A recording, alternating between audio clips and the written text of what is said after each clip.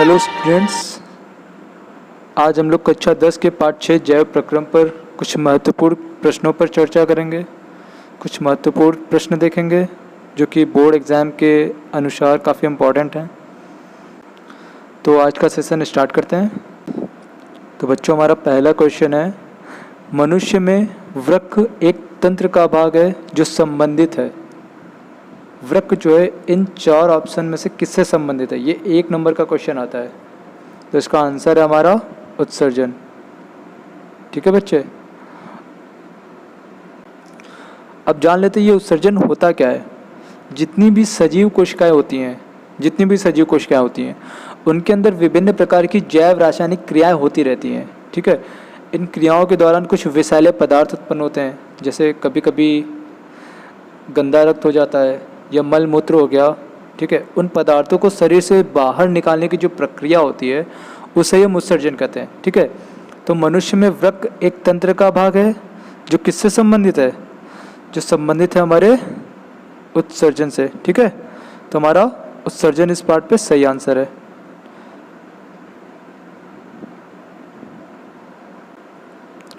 हमारा next question, पादप में जाइलम उत्तरदायी है।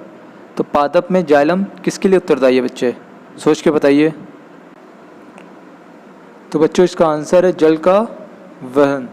सबसे पहले तो मैं बता दूं, पादप कोशिका जो है इसके जो जनक है वो रॉबर्ट हुक माने जाते हैं। इसका कार्य क्या है, कैसे वर्क करता है? तो बच्चों, जो भी हम लोग पौधों में पानी डालते हैं, ठीक है, तो हम पानी तो उसकी जड़ों में डालते हैं, नीचे पोर्शन पे डालते हैं।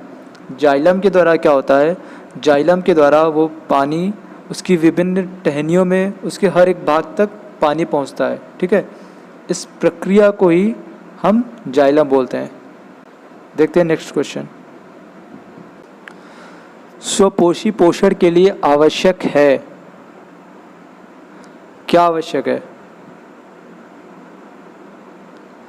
कार्बन डाइऑक्साइड, क्लोरोफिल, सूर्य का प्रकाश, ये सभी, तो ये सभी आवश्यक हैं। ठीक है, स्वपोषी किससे कहते हैं? स्वपोषी उन्हें कहते हैं जो अपना भोजन स्वयं बनाते हैं, उन्हें हम क्या बोलते हैं? स्वपोषी।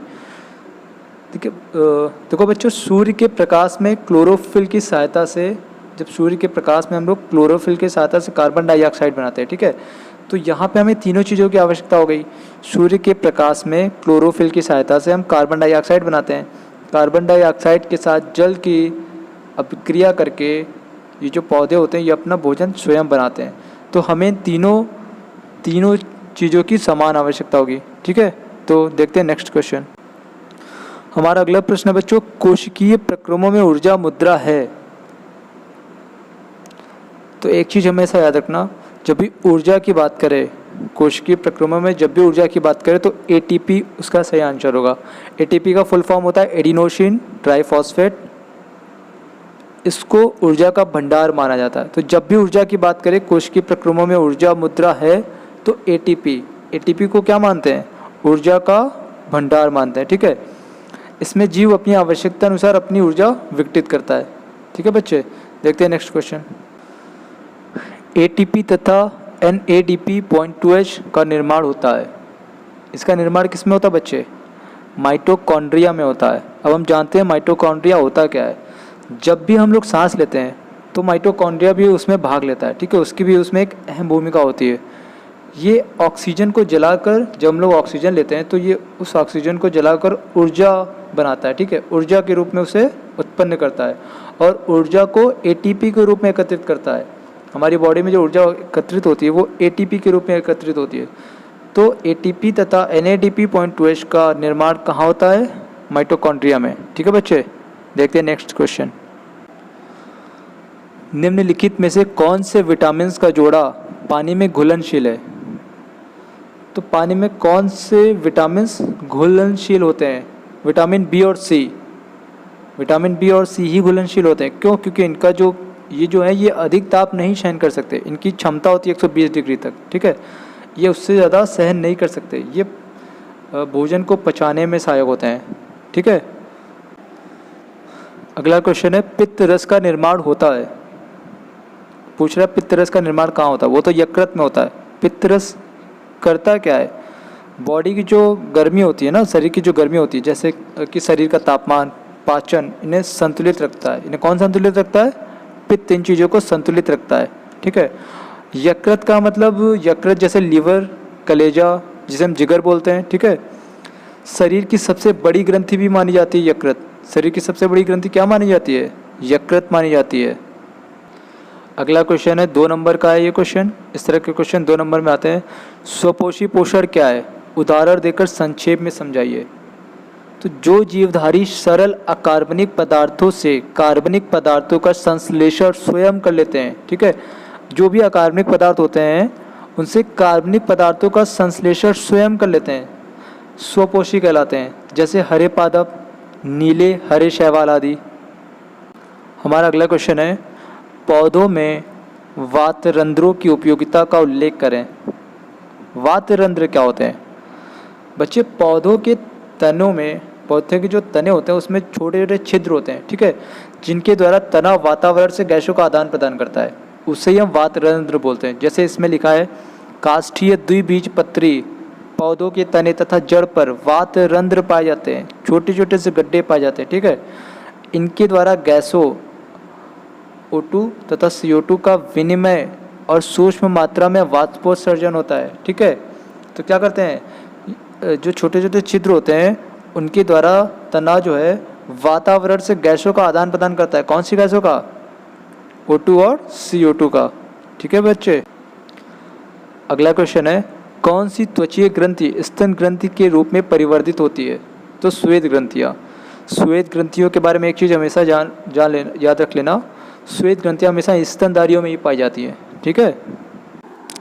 अगला प्रश्न है, मनुष्य की 2 पाचक ग्रंथियों के नाम तथा कार्य बताइए। तो मनुष्य की 2 पाचक ग्रंथियों के बारे में पूछ रहा है, ठीक है। तो मनुष्य की पाचक ग्रंथियाँ कौन कौन सी होती हैं? जैसे लार ग्रंथि हो गई, यकृत हो गया, पित्ताशय हो गया, अग्नाशय हो गया। जैसे इसमें जठर ग्रंथियाँ और अग्नाशय के बारे में बताया गया है। तो जठर ग्रंथियाँ अमाशय में स्थित होती हैं, ठीक है, और जठर रस स्रावित करती हैं। अग्नाशय के बारे में कहा गया है, इससे अग्नाशयिक रस स्रावित होता है। यहाँ एक पूर्ण पाचक रस है, ठीक है बच्चे। तो आप कोई भी 2 पाचन ग्रंथियों के बारे में पढ़ सकते हैं, ठीक है। अगला क्वेश्चन पूछ रहा है बच्चे, वयस्क मानव के दंत सूत्र का उल्लेख कीजिए। वयस्क मानव जो होते हैं उनके दंत सूत्र का उल्लेख, तो इसमें जो दे रखा है 2/2, 1/2, 2/2, 3/3, 8/8, इसका मतलब वो ऊपर के 2 दांत, नीचे के 2 दांत, ठीक है। ऊपर का 1 दांत, नीचे के 2 दांत, ऊपर के 2 दांत, नीचे के 2 दांत, इस तरह से इसको डिवाइड कर रखा है। तो आप ऐसे भी लिख सकते हैं इसका सूत्र, ऊपरी जबड़े के आधे भाग में उपस्थित दांतों की संख्या प्लस निचले जबड़े के आधे भाग में उपस्थित दांतों की संख्या मल्टीप्लाई बाई 2, ठीक है, उसको 2 से गुणा कर देंगे। तो 8 + 8 × 2 हो जाएगा, 8 8 16, 16 दूना 32, ठीक है। अगला क्वेश्चन देखते हैं। अगला क्वेश्चन पूछ रहा है, विटामिन डी की कमी से होने वाले 2 रोगों के नाम लिखिए। तो जैसे इसमें दिया है, सूखा रोग हो गया, ऑस्टिलोमैलेशिया हो गया, ठीक है। विटामिन डी की कमी से और भी रोग होते हैं, जैसे अस्थमा हो गया, टीबी हो गया, ठीक है। तो आप कोई भी 2 रोग लिख सकते हैं। अगला क्वेश्चन है, लॉन्ग में आता है, पाचन तथा पोषण में अंतर बताइए। ये भी बहुत इंपॉर्टेंट क्वेश्चन है, इसे ज़रूर पढ़ लीजिएगा।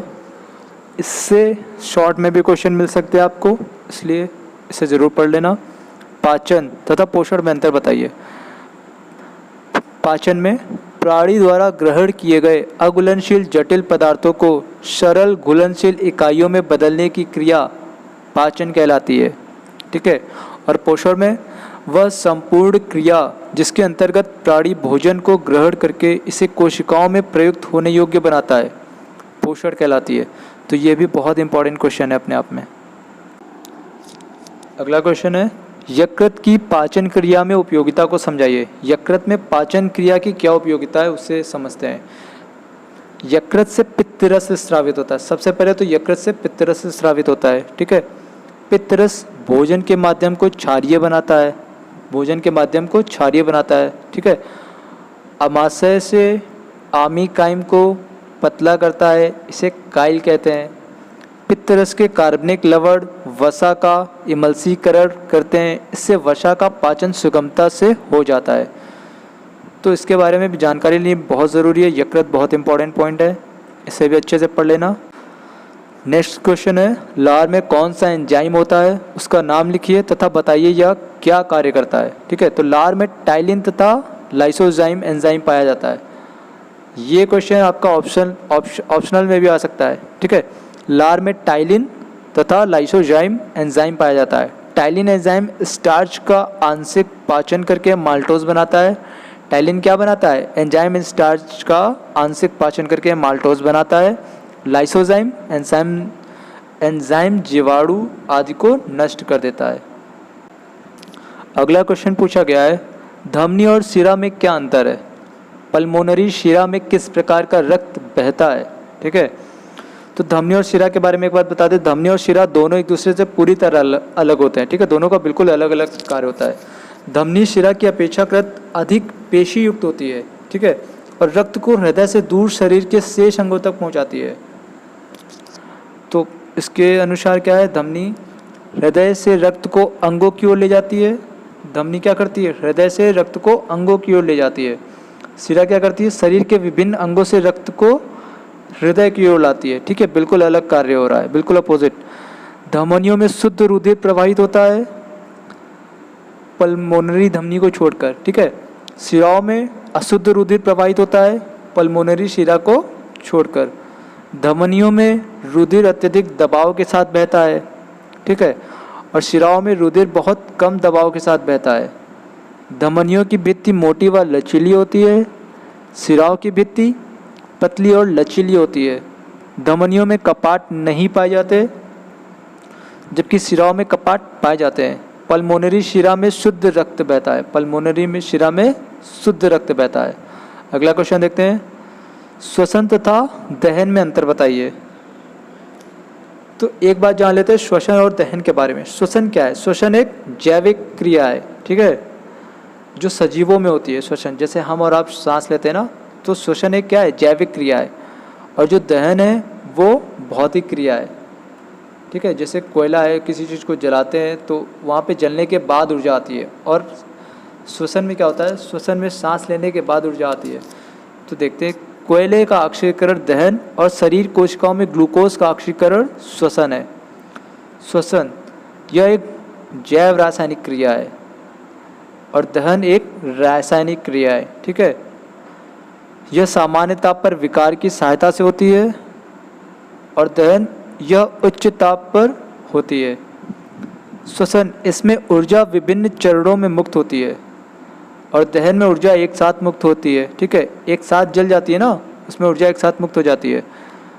श्वसन में ऊर्जा ताप तथा गतिज ऊर्जा के रूप में मुक्त होती है, जबकि दहन में ऊर्जा ताप एवं प्रकाश के रूप में मुक्त होती है। अगला क्वेश्चन है हमारा, हीमोग्लोबिन क्या है? यह कहाँ पाया जाता है? श्वसन क्रिया में इसकी क्या उपयोगिता है? हीमोग्लोबिन क्या है? सबसे पहले तो मैं हीमोग्लोबिन के बारे में बता दूं। बच्चों, ये फैक्ट्स हम इसलिए बता रहे हैं ताकि एग्जाम टाइम अगर आपको ये लैंग्वेज नहीं याद रहती है तो एटलीस्ट आपको ये तो पता होगा हीमोग्लोबिन होता क्या है।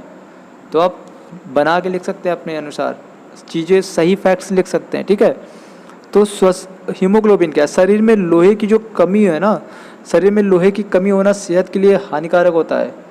हीमोग्लोबिन एक प्रकार का लौह युक्त प्रोटीन है। ठीक है, लौह युक्त मतलब लोहे का प्रोटीन है। ठीक है, इसका निर्माण लौह युक्त वर्णक हीम तथा ग्लोबिन प्रोटीन से होता है। लोहे की अधिकता भी उतनी ही नुकसानदेह होती है जितना लोहे की कमी। ठीक है, तो लोहा आवश्यक है लेकिन संतुलित मात्रा में, ना ज़्यादा मात्रा में होना चाहिए बॉडी में और ना ही कम मात्रा में होना चाहिए। ठीक है, तो कुछ अपृष्ठवंशी जंतुओं के रुधिर प्लाज्मा में हीमोग्लोबिन घुला रहता है, जैसे केंचुए में। सभी पृष्ठवंशियों में यह लाल रुधिर कणिकाओं में ही पाया जाता है। ठीक है, हीमोग्लोबिन वायु की ऑक्सीजन से मिलकर एक अस्थायी यौगिक ऑक्सी हीमोग्लोबिन बनाता है। ऑक्सी हीमोग्लोबिन रक्त द्वारा शरीर के ऊतकों में पहुंचता है। ऊतक में ऑक्सी हीमोग्लोबिन विखंडित होकर ऑक्सीजन को मुक्त कर देता है। यह क्रिया निरंतर चलती रहती है, अतः हीमोग्लोबिन श्वसन में सहायता करता है। हीमोग्लोबिन किस में सहायता करता है? श्वसन में सहायता करता है। अगला क्वेश्चन है, जैव प्रक्रियाएं किसे कहते हैं? इसकी प्रमुख विशेषताएं बताइए, यह कितने प्रकार की होती हैं? तो सजीवों में होने वाली प्रक्रियाओं को जैव प्रक्रिया कहते हैं। जैव प्रक्रियाएं किस में होती हैं? सजीवों में होती हैं, ठीक है। जैसे पोषण, श्वसन, उत्सर्जन, जनन आदि। ये क्रियाएं एंजाइम्स की सहायता से सामान्य ताप पर होती हैं। जैसे जैव प्रक्रियाएं दो प्रकार की होती हैं, एक उपचय क्रियाएं, दूसरी अपचय क्रियाएं। उपचय क्रियाएं में इसमें शरीर के भार में वृद्धि होती है, जैसे पोषण। अपचय क्रियाएं में इसमें शरीर के भार का ह्रास होता है, जैसे श्वसन। अगला क्वेश्चन है, रक्त तथा लसिका में अंतर बताइए। तो रक्त और लसिका के बारे में जानते हैं। रक्त, हालांकि ये बहुत ज़्यादा इंपॉर्टेंट क्वेश्चन नहीं है, लेकिन रक्त से रिलेटेड कुछ क्वेश्चन बन सकते हैं, इसलिए हमें ये पढ़ना बहुत ज़रूरी है, ठीक है। रक्त यह लाल रंग का तरल संयोजी ऊतक है। इसमें प्लाज्मा तथा विभिन्न प्रकार की रक्त कणिकाएं पाई जाती हैं। अगर रक्त से रिलेटेड और भी कोई क्वेश्चन एग्जामिनर घुमा के पूछ देता है तो आप ये लैंग्वेज बना के लिख सकते हैं, ठीक है।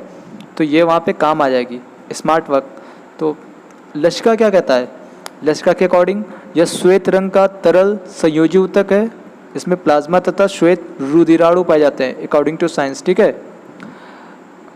रक्त में लाल रुधिराणु पाए जाते हैं, आरबीसी, और लसिका में लाल रुधिराणु नहीं पाए जाते, ठीक है। रक्त में श्वेत रुधिराणु कम संख्या में होते हैं, जबकि लसिका में श्वेत रुधिराणु अधिक संख्या में पाए जाते हैं। तो ये चीज़ें याद रख।